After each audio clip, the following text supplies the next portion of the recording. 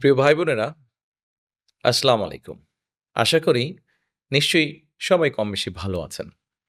আজকে আপনাদের সামনে আমি আমার একটি বিষয় নিয়ে পরিকল্পনার কথা তুলে ধরতে চাই। এর আগে যেই বিষয়গুলি বলেছিলাম, সেই বিষয়গুলো হয়তো একটু সিরিয়াস টাইপের ছিল। আমরা কৃষি নিয়ে আলোচনা করেছি আগে, কৃষি নিয়ে চিন্তার কথা বলেছি। নারীর অধিকার বা নারীকে সচ্ছল করার ফ্যামিলি কার্ডের বিষয়টি নিয়ে আলোচনা করেছি। আমরা পরিবেশ নিয়ে আলোচনা করেছি।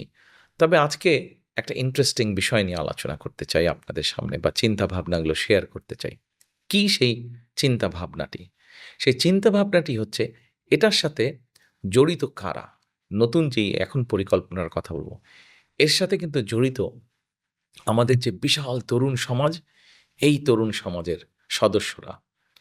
স্কুলে যে পড়ে বাচ্চাটি, কলেজে যে পড়ে তরুণটি, অথবা যে যুবক বা যুব সমাজের যে সদস্য ইউনিভার্সিটিতে পড়ছে, তারা এর অংশ। কি সেটি? সেটি হচ্ছে স্পোর্টস, ক্রীড়া। এই ক্রীড়া নিয়ে আমাদের কিছু চিন্তা ভাবনা আছে। আমরা চাইছি একজন ছেলে বা একজন মেয়ে ডাক্তার হচ্ছে, একজন ছেলে বা একজন মেয়ে ইঞ্জিনিয়ার হচ্ছে, একজন ছেলে বা একজন মেয়ে লয়ার হচ্ছে, একজন ছেলে বা একজন মেয়ে আর্কিটেক্ট হচ্ছে। তাহলে কেন স্কুলের ছেলে বা মেয়ে, কেন কলেজের একজন ছেলে বা মেয়ে, কেন ইউনিভার্সিটির একজন ছেলে বা মেয়ে স্পোর্টসম্যান বা স্পোর্টস ওম্যান হতে পারবে না? আমরা চাই সকলের জন্য, সে নারী হোক, সে পুরুষ হোক, ছেলে হোক, মেয়ে হোক, যুবক হোক, যুবতী হোক, তরুণ হোক, তরুণী হোক, প্রত্যেকের জন্য খেলাধুলাটাকে এমনভাবে ডিজাইন করতে, যাতে কারো যদি ইচ্ছে করে, সে তাহলে একজন প্রফেশনাল স্পোর্টসম্যান বা স্পোর্টস ওমেন যেন হতে পারে। এভাবেই আমরা খেলার জগৎটাকে সুন্দর করে গড়ে তুলতে চাই। আপনাদের নিশ্চয়ই মনে আছে, শহীদ রাষ্ট্রপতি জিয়া রহমানের সময় একটি অনুষ্ঠান হয়েছিল। বাংলাদেশের শিশুদের মধ্যে থেকে প্রতিভাবান যারা, তাদেরকে বের করে আনা। ওই অনুষ্ঠানটির নাম ছিল নতুন কুড়ি। বর্তমানে নতুন কুড়িটি আবার চালু হয়েছে। আমরা এই নতুন কুড়িটির উপরে আরও জোর দিতে চাই, এই অনুষ্ঠানটির উপরে। আমাদের শিশুদের মধ্যে, আগামী দিনের ভবিষ্যৎ যারা, তাদের মধ্যে অনেক প্রতিভাবান আছে। কেউ সুন্দর গান গাইতে পারে, কেউ সুন্দর কোনো মিউজিক্যাল ইনস্ট্রুমেন্ট বাজাতে পারে, কেউ সুন্দর কবিতা আবৃত্তি করতে পারে।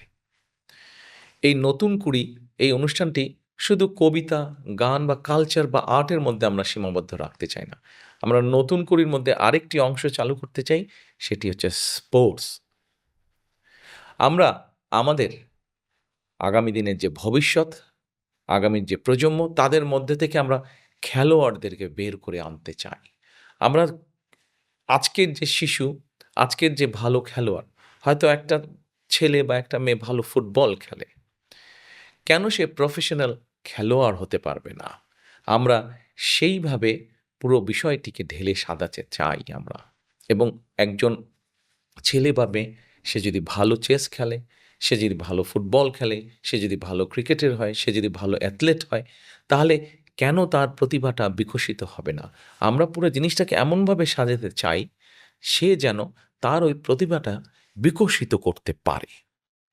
আমরা সেজন্যই স্কুল পর্যায়ে আমরা ক্লাস 4-5 থেকে আমরা যেটি করতে চাচ্ছি, যে আমরা আপনাদের অর্থাৎ জনগণের সমর্থন নিয়ে আগামীতে ইনশাল্লাহ সরকার গঠনে সক্ষম হলে, এই যে 12ই ফেব্রুয়ারির ভোট, এই ভোটে আমরা সরকার গঠন করতে পারলে আমরা শিক্ষা ব্যবস্থার মধ্যে এই ক্রীড়াটাকে নিয়ে আসতে চাই। ক্লাস 4 বা 5 থেকে আমরা এই খেলাধুলাটাকে কম্পালসারি করে দিতে চাই।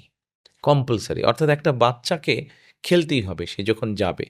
সরকার থেকে আমরা কিছু খেলা, যেই খেলাগুলোতে আমাদের দেশের ছেলেমেয়েরা ভালো করতে পারে, সেই খেলাগুলোকে আমরা কম্পালসারি করে দিব। যাতে করে একটা বাচ্চা যদি ফুটবল পছন্দ করে, যদি সে ডিফেন্সে খেলে, তাহলে তাকে আমরা ওভাবেই ছোটবেলা থেকে বড় করব, যাতে সে যত বড় হতে থাকবে সে ওই ডিফেন্সে খেলবে এবং সেখান থেকে সে ভালো করতে থাকবে এবং সেখান থেকে সে ভালো প্র্যাকটিস করতে পারবে। আমরা আ এইজন্য শিক্ষা প্রতিষ্ঠানগুলোতে, সারা বাংলাদেশের শিক্ষা প্রতিষ্ঠানগুলোতে আমরা ধীরে, ধীরে ক্রীড়ার শিক্ষক নিয়োগ করতে চাই। ক্রীড়া শিক্ষক, স্পোর্টস টিচার নিয়োগ করতে চাই। এই স্পোর্টস টিচাররা শুধু যে একটা সাবজেক্টের স্পোর্টস টিচার থাকবে তা না, কয়েকটি সাবজেক্ট। যদি আমরা সরকার থেকে 5টি বা 6টি বা 7টি স্পোর্টসকে বাছাই করে নিই, যেগুলোতে আমাদের দেশের বাচ্চারা ভালো করতে পারে, তাহলে সেরকম 5টি বা 6টি বা 7টি স্পোর্টস থাকবে, যেই স্পোর্টসের টিচারদেরকেও আমরা রাখবো। ঠিক একইভাবে আরেকটি বিষয় আমরা তৈরি করতে চাই। একবারে আমরা পারবো না, কিন্তু ধীরে ধীরে আমরা আমাদের যে জেলাগুলো আছে, 64টি জেলা আছে, এই 64টা জেলায় আমরা স্পোর্টস ভিলেজ তৈরি করতে চাই।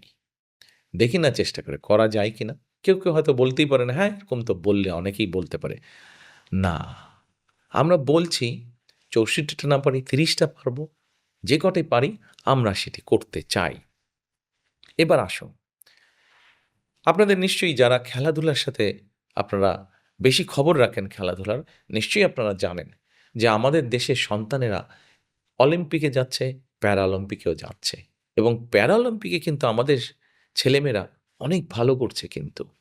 সেজন্য যারা শারীরিকভাবে কিছুটা প্রতিবন্ধকতার সম্মুখীন, আমরা যারা একদম সুস্থ সবল তাদের জন্য যেরকম ব্যবস্থা করতে চাই, ঠিক একইভাবে যারা শারীরিকভাবে কিছুটা প্রতিবন্ধকতার সম্মুখীন, তাদের ভেতরেও যারা খেলাধুলায় ভালো করতে চান, তাদের মধ্যে বিভিন্ন খেলাধুলায় ক্রীড়ায় অংশগ্রহণ করতে চান, তারাও যাতে সুযোগ থেকে বঞ্চিত না হন, তারও আমাদের চিন্তাভাবনা আছে, সেটারও আমরা ব্যবস্থা করতে চাই। ভবিষ্যতে ইনশাল্লাহ পৃথিবীর বিভিন্ন ইন্টারন্যাশনাল স্পোর্টস ইভেন্টগুলোতে আমাদের ছেলেমেয়েরা যাবে, তারা মেডেল নিয়ে দেশে ফিরে আসবে, প্রত্যেকেই যাতে সম্মান বয়ে নিয়ে আসতে পারে দেশের জন্য, এটিই হবে আমাদের চিন্তা ভাবনা। অর্থাৎ আমরা যেটি করতে চাইছি, আমরা খেলাকে একটি অন্যতম পেশা হিসাবে গড়ে তুলতে চাইছি। আসুন, আমরা যখন পরিকল্পনা করেছি, আমরা সবাই মিলে যদি চেষ্টা করি ইনশাল্লাহ, তাহলে অবশ্যই অনেক ডাক্তারি পেশার পাশে, লয়ের পেশার পাশে, ইঞ্জিনিয়ারিং পেশার পাশে, আর্কিটেক্ট হিসাবে পেশার পাশে আমরা খেলাধুলোকে একটি পেশা হিসাবে গড়ে তুলতে পারবো। আমাদের ছেলেমেয়েরা সুযোগ পেলেই নিজেকে বিকশিত করতে পারবে। আমরা সেই চেষ্টাটাই করতে চাই। যদি আপনাদের সকলের সহযোগিতা পাই, ইনশাল্লাহ আমরা করে ফেলব। সকলে ভালো থাকবেন, সুস্থ থাকবেন। আসসালামু আলাইকুম। ভোট দিব কিসে